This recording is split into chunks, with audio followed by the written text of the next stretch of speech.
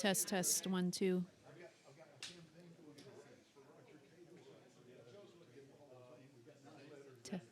Test for Kristen. Test 1 2 for Kristen. Test. No. Test.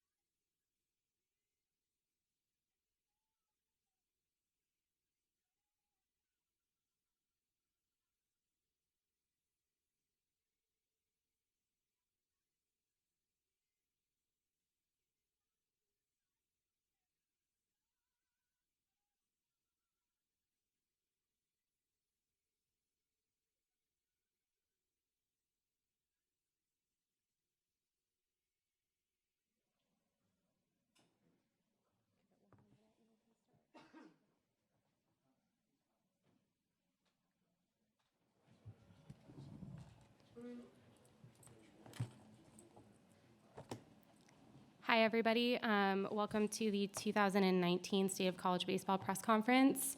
Here to talk to you today are Ray Tanner, the Athletics Director at South Carolina and Chair of the Division I Baseball Committee, Anthony Holman, Managing Director of Championships and Alliances at the NCAA, and Craig Kylitz, Executive Director for the Baseball Coaches Association. So we're going to have a couple of opening comments from Anthony and maybe from Craig, and then we'll go ahead and take your questions. Thanks, Mike. Thanks, everybody, for hanging around and joining us today. I think this time last year I was probably 20, 30 days into the new position. I've been using the example of I was drinking from a fire hydrant. We got it down to a fire hose, and now I'm trying to sip it through a straw a little bit with a lot of help from these two gentlemen next to me and a great staff that we have. But thanks for being here. I'm excited about the field of teams we have competing with us here today, this year over the next 2 weeks. I'm just excited to talk a little bit to you about the academic performance that we've seen from our student athletes as well. I think it's important for, as much as we celebrate the great catches and plays and pitching, we had a no-hitter thrown during regionals and super regionals, but these guys are also performing in the classroom. So I wanted to make sure that we touch on that a little bit. Baseball athletes have continued to increase their academic performance, and their progress rates have doubled. Over the last decade, we're up to 975 now for baseball student athletes, which is incredible. Our graduation rates are up to 82%, with several of our teams here this week are turning in scores in the 90s. So really, really proud of that, and want to make sure that we celebrate those young men and that performance as well. Also wanted to take this time to give a shout out to Coach Martin and acknowledge his great years of service. And we're excited to have him here to celebrate and recognize him in his final season. And wish the Seminoles good luck in that sense. So I'll stop now and let I don't know if Craig has any opening remarks, and then we'll take questions from you guys. Craig Kylitz, Executive Director of the ABCA, and I'm proud to be here. This is always my favorite time of the year to come and celebrate baseball, but more importantly, to celebrate our coaches and student athletes. And I know all of you in this room had a chance to meet with our coaches, and I was able to be in the last press conference with our coaches. And there's no wonder that why they do an incredible job, but they care about their kids so much academically and socially, and the way they develop them as young men throughout their lives is just absolutely incredible. And so I'm proud to be associated with those coaches and all of our coaches, but our great game, and certainly great to be here in Omaha, one of my favorite places in the world. So looking forward to another great championship. I'll make one comment. I apologize for being underdressed, but I'm here in a work-related role. I'm actually on duty right now, so I'm working, but it's been an honor to serve on the selection committee for the last 4 years. This is my final year. I think there are term limits, or I got kicked off. I'm not sure, but it's been a real honor to be a part of. It's been a lot of fun. It's certainly a passion, and I'm excited about what's going to happen here in the next few days. Okay, with that, we'll go ahead and take your questions. We just ask that you please state your name and outlet when you ask your question. Bo Carter with the Baseball Writers Association. Coach Tanner, have y'all thought any about play-in games, maybe a 65 through 68, or is that, I know that's come up a couple of times, your thoughts? Well, I told Anthony when we sat down that I was going to use a line that I'll defer to Anthony Holman on that question. But, selfishly or personally, I guess, because of what basketball has done, you do think about those things. I'm not sure that's on the table or would ever be, but I don't think you can rule it out. We're always trying to grow. I remember years ago, we were at 48, and we went to 64. So I don't think it'd take anything off the table if there's an opportunity to make our game better. Baseball, Ray. During the SEC tournament, Greg Sankey made the comment on ESPN that he thought there could be kind of a way around this third assistant vote. Any details on what that might involve? Well, very seriously, I would defer to Mr. Holman here on the process that he's referring to of the legislative cycle. Yeah, and so hot potato. I'm going to pass that to Craig a little bit, only because Craig has been really involved in that and probably could speak more eloquently than I on that process. I don't know about that, but I don't think there's anything in the process that allows that to happen. I think that is leaders getting together and saying that we made a mistake, that this is the right thing to do, and it needs to happen for so many reasons. Our ratios, the families having a coach work 60, 70 hours a week for free, not get tickets to games, not get parking at their institution, not getting a paycheck, not getting health care. So I think that after it happens, many leaders thought, what did we do or what didn't we do? And I was so disappointed on so many levels and somewhat surprised. And I wasn't surprised, not necessarily that it didn't go through, but the people that had an opportunity to make a difference and lead did not. I was very surprised by that, and I think it was upsetting. I was hurt for the coaches and our student athletes, and I think it was really bad optics. But all we were asking for is to get our coaches and our student athletes to the same ratio that nearly all of our sports had, not to move ahead, just to get them there. And anybody that could look at what's happening in our game and lump us with some other sports, and nothing against any other sport. And we may not be basketball with the numbers and the TV yet, and we're not far off. We may not be football, but we're certainly not with the other sports. When you look at what's happening with our championship, with our attendance, with our grades, with everything that's taking forward. So I think there is going to be a recall on that. I hope that great leaders can get together and say, let's do this one over. Teddy Cahill, Baseball America. Craig, that vote was, I guess, 2 months ago now. Just what kind of has happened since then, and what have you been working on moving forward from there? Well, I'm not willing to share what we're working on right now and until I can meet with all the appropriate people. But really, I think, again, it was embarrassment and realization that the wrong decision was made. And I'm going to touch on one more thing, and then I'd like to move on, because I think this is about our championship, and probably not the best place to talk about this with our kids getting ready to play for the most important thing of their lives. But the lack of leadership, in my opinion, and I don't want to be too outspoken on this, that they couldn't find a way to get to a yes. So an athletic director to talk with their baseball coach and simply say, if this is the case, I don't want to spend any more money in the sport of baseball. Can you find a way within your budget to juggle things around so I can give a yes answer for this, get benefits and pay to your coach, get our ratios correct, and then move forward? I don't know how that couldn't happen. We gave all the options in the world, and I'm going to give all the credit to the SEC and Coach Tanner. We've been talking about this for 4 years. I think it was 3 years ago, Coach Tanner and I talked in the hallway, and he says, we're going to get this done through the SEC, and we're going to need your help really educating the coaches. So we had a very detailed plan, and sometimes when things fail, you go back and look at that plan and say, did we have the right plan in place? And I can unequivocally say we did, other than the result. But notify the coaches, get absolute data on where our ratios were, where the percentage of our coaches in favor of it, get all that information out. Athletic directors talk to their ADs, and then talk about options. You could have made it a volunteer position. You could have made it a GA position. You can make it a part-time or a full-time and pay as much as you'd like, so there's not a financial element to it. And then use creativity through leadership to get it done, and we didn't. That's what I'm really disappointed about. I apologize. I agree with Craig. We should be focusing on what is about to happen here in Omaha with 8 great teams getting ready to play for a national championship. But when we embarked on this volunteer position being eliminated, I really didn't have any doubts that it would pass. It's a student-athlete well-being issue. It's the ratio of players to coaches. It's the worst in all of Division I athletics.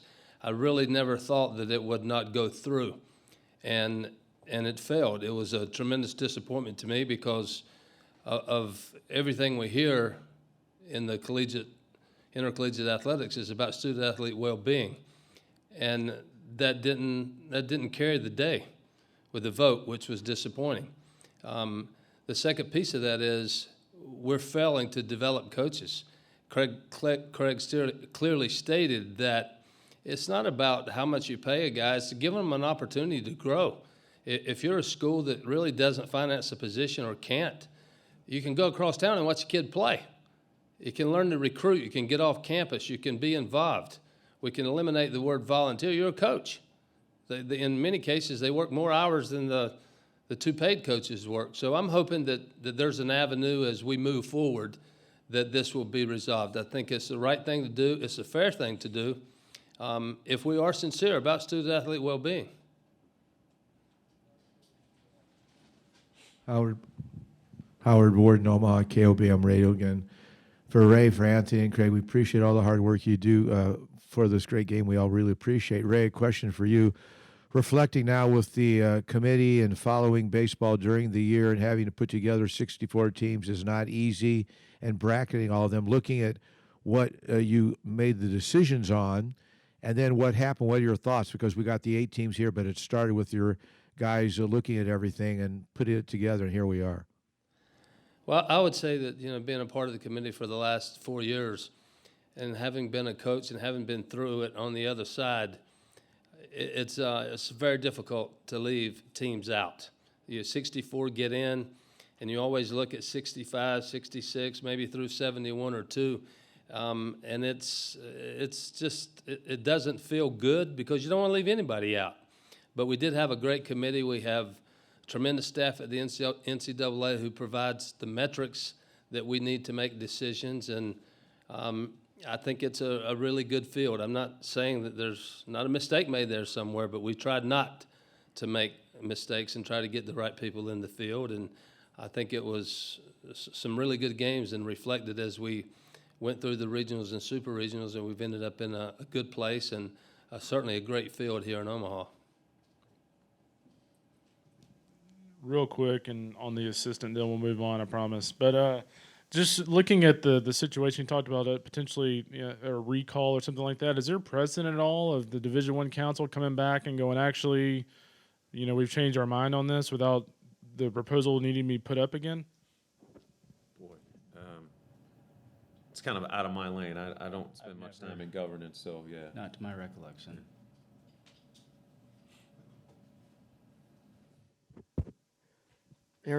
Aaron Fitt, D1 Baseball.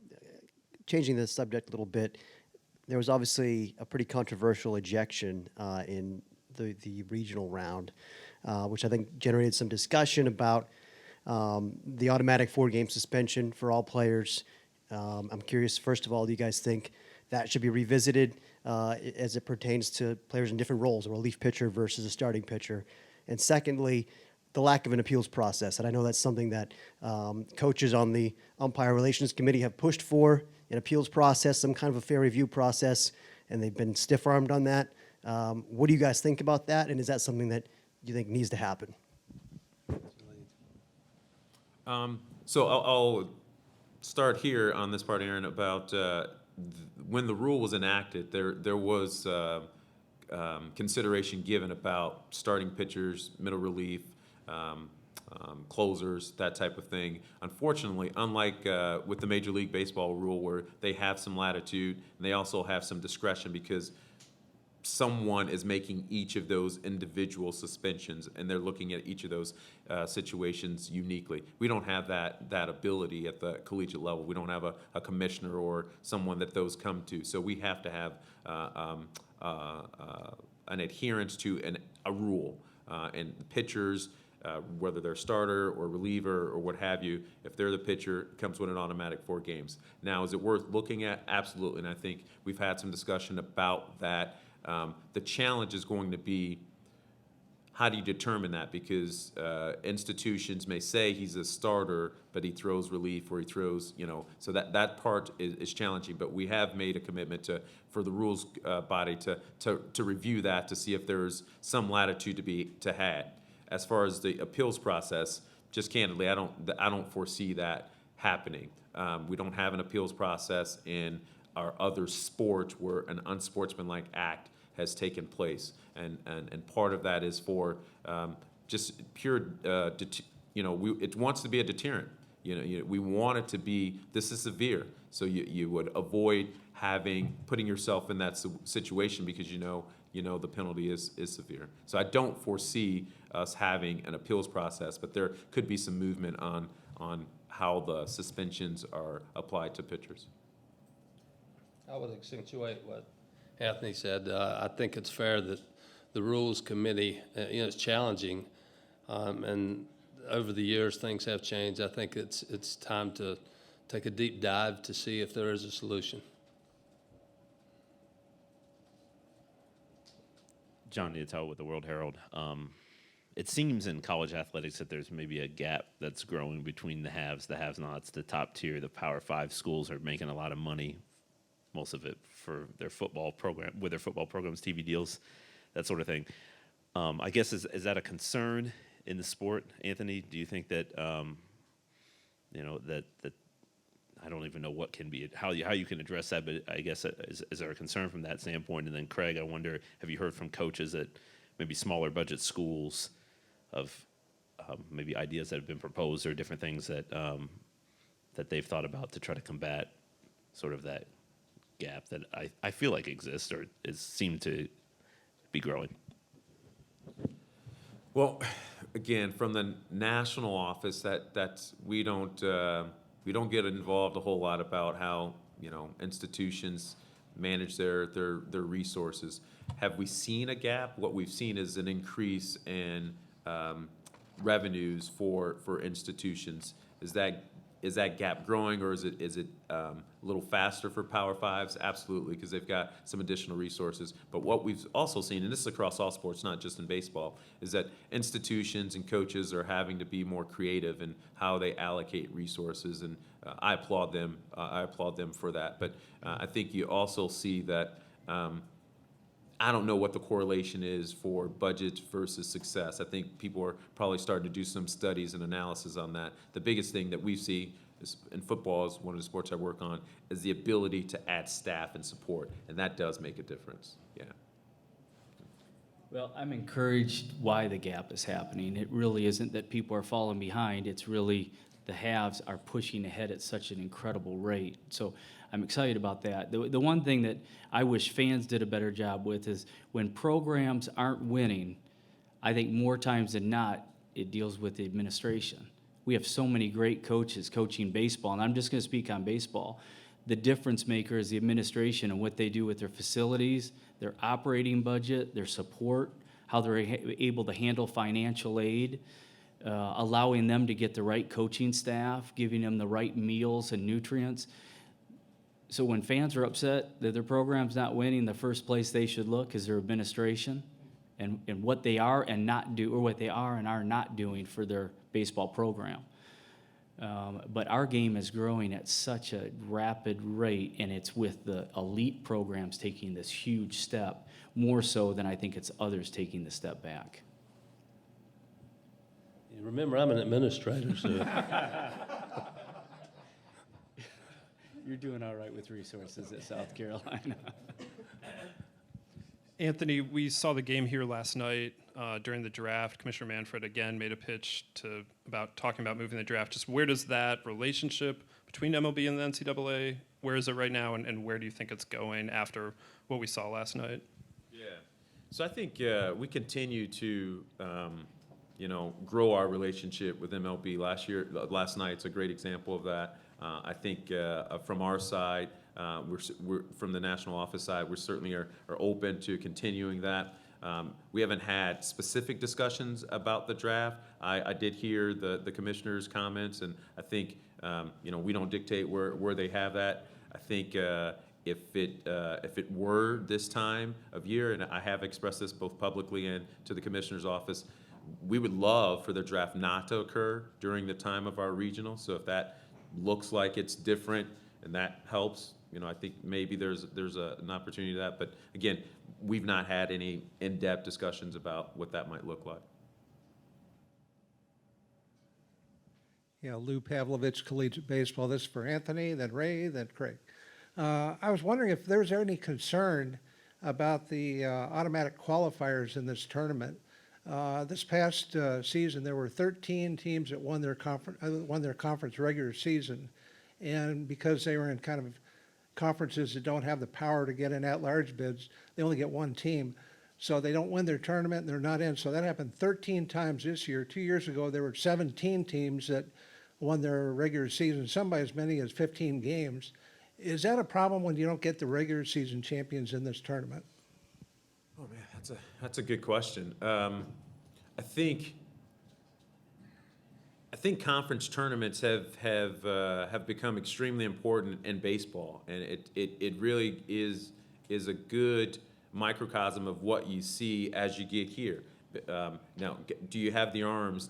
Can you do that? So that's really a good testament or testimony on how good your team is. Not to discount what you're doing during the season, but does this look like that? So I don't know if the answer is it's not good for them not to get in. I think it's more about the quality of play during the season. Can you afford to not win your conference tournament? Is your body of work during the conference season good enough that you could still be considered even if you don't win your conference tournament? And I think that has to do with scheduling and playing a competitive schedule and putting yourself in a position that you're not dependent on the AQ, and your body of work helps propel you regardless of that.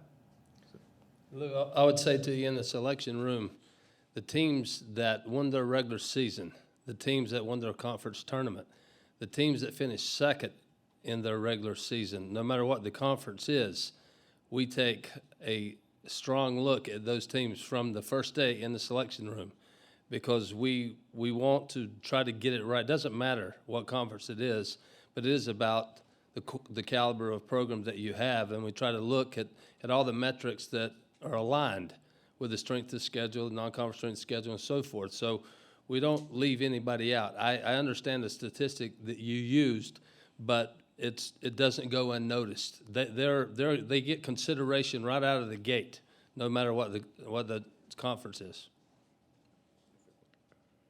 I don't have a comment on that. I think the conferences, if I'm not mistaken, have an opportunity to go with the regular season champion if they choose to do so. I think that championship feeling at some of the conferences that probably don't have an excellent opportunity to continue to move on, love that, and the championship feeling that the student athletes get during that one weekend or that week at the end of the year is probably pretty special as well. So that'd be a tough one to go against. We're seeing some conferences that are playing unbalanced, so you're not seeing everybody during the season. So I think that plays into it as well. Guys, I don't know how much input you have on rules committee kinds of things, but one of the more controversial things that went into effect this year was the hit by pitch rule, and awarding a strike for a ball that in the batter's box that hits a player if he's deemed not to move out of the way. Is this something that you guys think is working, or something that you think needs to be revisited? I would say that I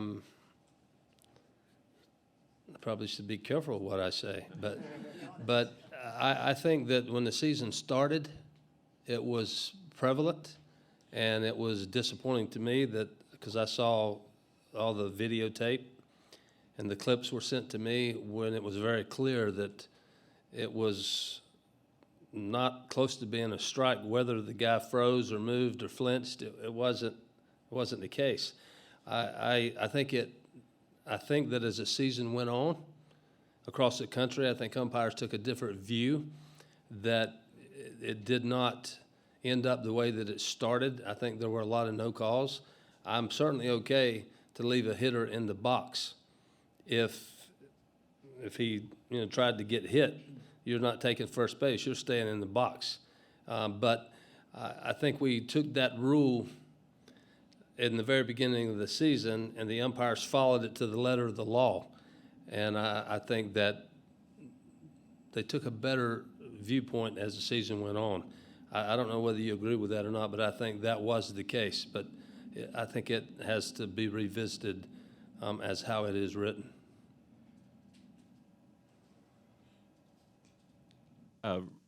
Ray, you've been around the game for a while. The more college guys are getting drafted.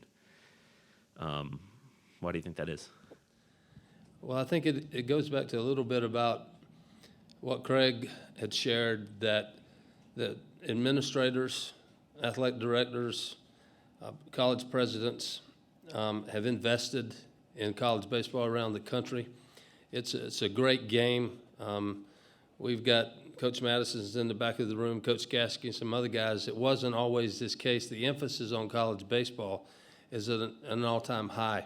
The coaches are skilled. Their assistant coaches are very, very much qualified. The crossover is happening. It didn't happen years past. The professional ranks are coming after college coaches now to go to their systems. And I think that's one of the things that has just made the game so good. And if you're a major league organization, and I'm just giving you my opinion, when you draft a player, it's a risk on the success and how quick that will become. When you achieve at a high level at the brand of baseball that's being played around the country, I think your margin of error is reduced as you started to see more college players being drafted higher. And I think that speaks volumes to the coaches and the staffs and the investment that has been made. I think young men are looking at the college ranks thinking, this is a very good training ground. I'm not postponing, or I'm not canceling my dream of the future. I'm gonna partake in my education and hopefully be finished in 3 years or 75% of the way. I can still play professional baseball, and I think that is enhanced. I think it's been recognized. I think our investment has been recognized by people at the MLB level. If I could, when you look through the statistics, the college players are making it to the major leagues faster stay longer, make more money. I mean, when you look at what happens, and none of that makes sense when Major League Baseball can take the top 90 out of the top 100 kids. Right then, we get the next 10, and then after that, and we still get there faster, stay there longer, make more money. And I think it goes back to the way our coaches develop them, not only as a player, but as a person in the weight room, nutrition, their mental makeup, teaching them how to play the game right, where they may not have learned that all the way through, and then they may not learn it in minor league baseball before they get to the pros, and being a great teammate, learning some tough lessons on losing and humility and not being the best player on the team. And so our game is so good right now, and I think the pros are really seeing that. And I think the high school kids are seeing that over and over and over again. When you have a young man at Vanderbilt that throws a no-hitter and you think he could pitch in the major leagues right now, and he probably could, but he knew the best thing he could do was go to Vanderbilt or go to college and then make it. The other aspect that people are starting to talk about a little bit more is if you don't make it in pro baseball, and very few do, and you go out of high school and then all of a sudden you're 28, 29 years old and you don't have a penny to your name and you move back in with your parents, you don't have an education, who are you going to go back to school with? I mean, it's a tough road, and we've all seen those instances.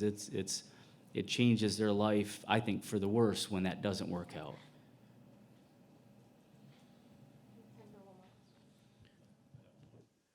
Craig, I wonder what have coaches told you about the review process now that it's kind of a part of the game, it seems like. Well, I'm hearing that, it's not perfect, but it's really going in the right direction. It allows them to be a little bit more human-like as they talk to the umpire, knowing that it's get reviewed. It's real easy to do this rather than sprint out there and scream and yell. So I think we're certainly going down the right road on that, and I think that we need to rely on our coaches to try to improve that process. And the NCAA, I think, has done a tremendous job, not only with the umpires, but through the process to figure out the best ways to handle situations through our coaches. They know best.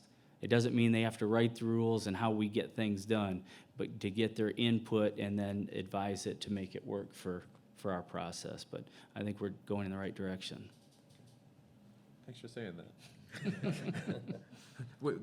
That's part of the hope. I think we were here last year and we talked a lot about pace of play, and but we at the same time we were expanding the number of reviewable plays. What's the balance in that?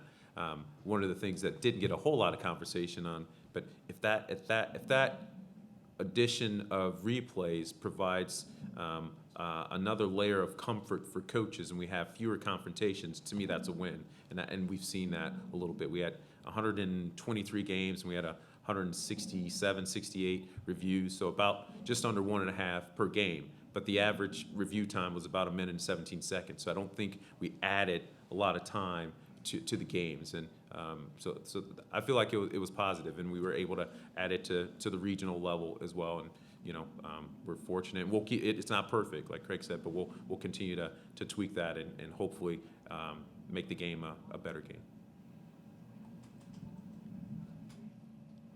Okay, that concludes today's press conference. Thank you all for being here, and enjoy the championship. Thank all you guys for covering college baseball. You certainly do a heck of a job in enhancing the product that we have. It doesn't go unnoticed, so we're grateful. Thank you.